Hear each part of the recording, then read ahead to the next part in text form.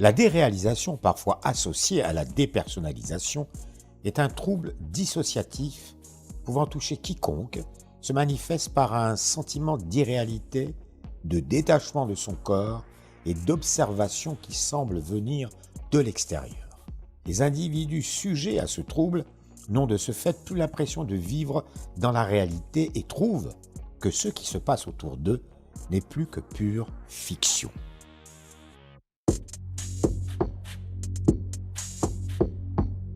Généralement, toute personne faite de chair et de sang connaîtra une fois dans sa vie une expérience de déréalisation qu'il ou elle ne vivront pas de la même façon.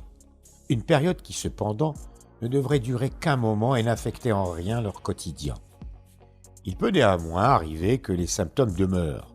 Dans ce cas de figure, ils peuvent altérer la routine habituelle de l'intéressé. En effet, si l'individu présente des symptômes persistants, il est plus que possible qu'ils deviennent source de conflits, tant dans le cadre familial, amical que professionnel, car le niveau du stress du sujet sera très important.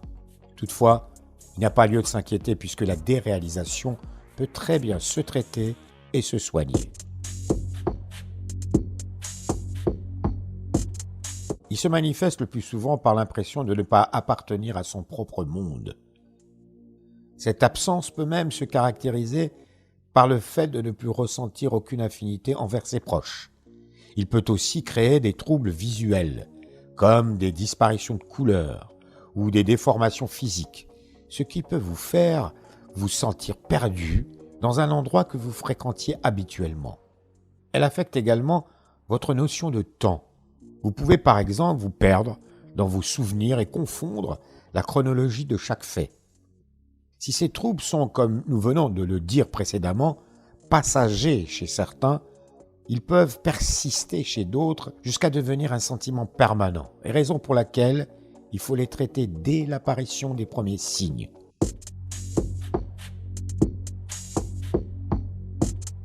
En règle générale, les personnes atteintes de déréalisation se sentent à la limite de l'aliénation.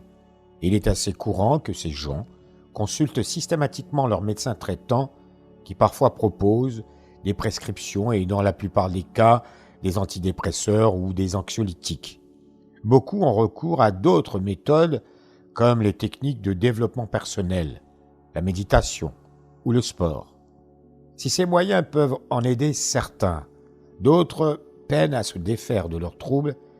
C'est la raison pour laquelle consulter un psychanalyste ou un psychothérapeute reste le meilleur moyen de se soigner le plus vite possible.